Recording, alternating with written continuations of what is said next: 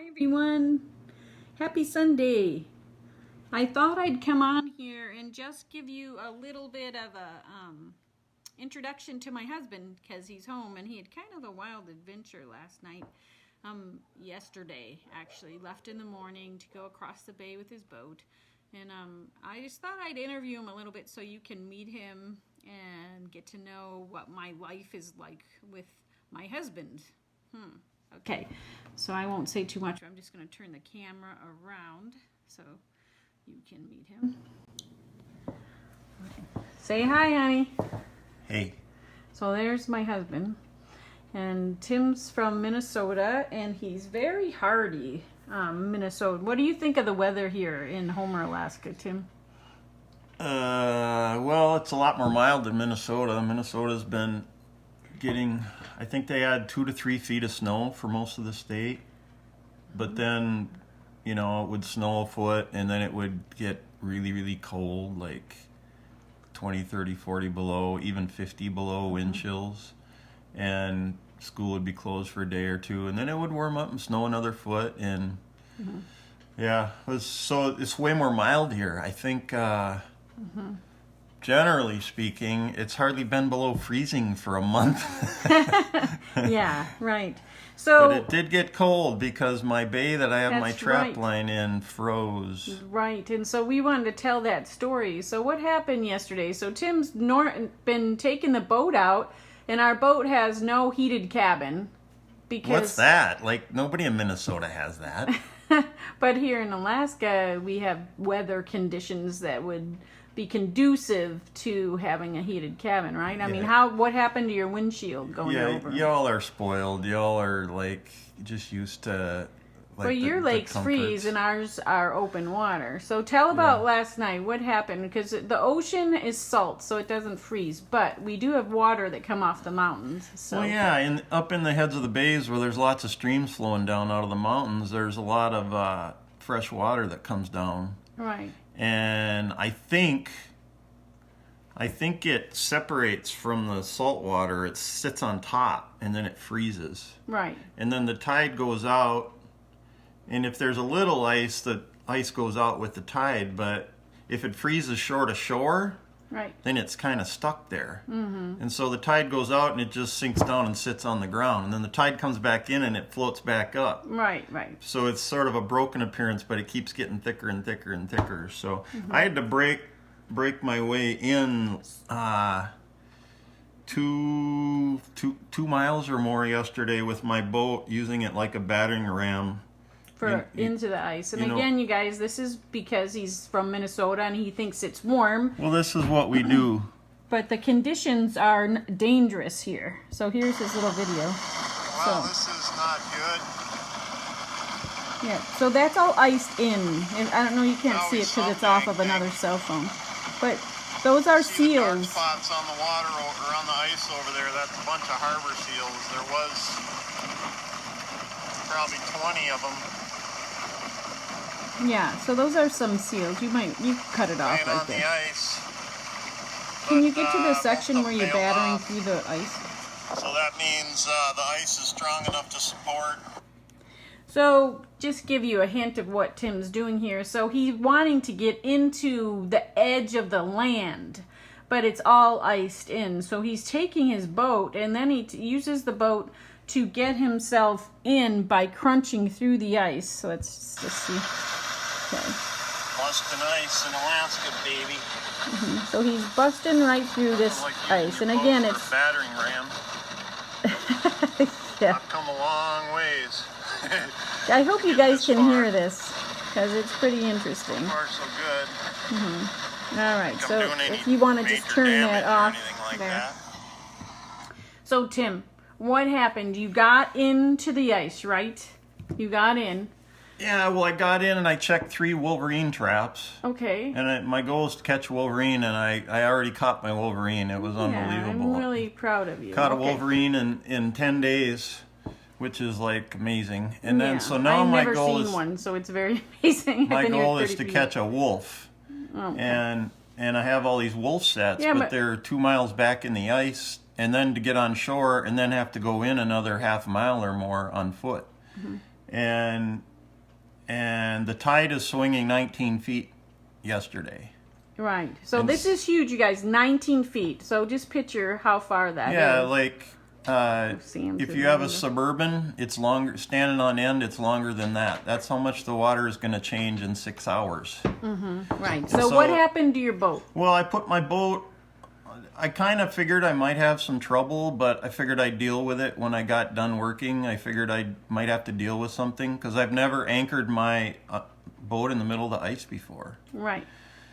So what So did the I ice anchored do? the boat in 20 feet of water. I expect the boat to be there. I hope the boat's there. Well, the wind came up and the whole ice in the bay shifted like a tectonic plate and moved from west to east. And so it took my boat out of 20 feet of water and put it in 10 feet of water. And then the tide went out and left it high and dry. Yes. And so I come out to my boat and it's like totally sitting on the beach and the water is way out there. And I'm like, oh, I think no. that this is Minnesota talking now. The lack of Alaskan experience is coming through, but he's getting it. I mean, he's pretty hardy, but that's where Well, so what do? You got to wait. I had to wait long enough for the water to come up 10 feet. right. Not the end of the world. Not ideal either. Yeah. You know, so I'm a little wet and I'm a little cold and it's dark. And the biggest concern is I know Maria's worried about me. I'm supposed to be getting back in the harbor around dark, and I know that I'm several hours out. Yeah, I rolled into the harbor about 9:30, so several hours after dark. Yeah. And there was never really anything seriously wrong or like imminent danger. It was just I got to sit here and wait. I Okay, got to so wait for the water to wait come here. in Now- to float my boat. Before he minimizes it. So, Tim, did you get wet yesterday? Well, I sweat. No. When I work hard, I How about sweat. when you said the canoe went down? Well, no, didn't have anything. Did you have to change your clothes while you were out in 20-degree weather? Yeah, I changed my clothes. Yeah, see, there you go. But I a lot of changed- people don't want to change their clothes in 20-degree I had weather. extra clothes along for that purpose. Mm-hmm. But I was wet too in my feet just from working in the water and sweating and wading around, up to my knees in water and stuff. So But you were prepared. You had a tote with dry I had a clothes in tote it. with dry clothes. Yeah, that made a difference. For And- sure. Shane says he wants to rent a room for a year. and Shane want to hang out. Yes. Well, I could probably use another male companion so we could help each other get out of. Yeah, make him think a little different. Well, about see, the- what I really need to do is I need to have a tote of dry clothes, a complete change of clothes. A heated cabin. And then I need to have another tote with a sleeping bag and fire starting material in case I need to spend the night. Mm-hmm. I can hole up in one of the Forest Service cabins over there Mm-hmm. and just start a fire, stay warm, stay in my in a sleeping bag.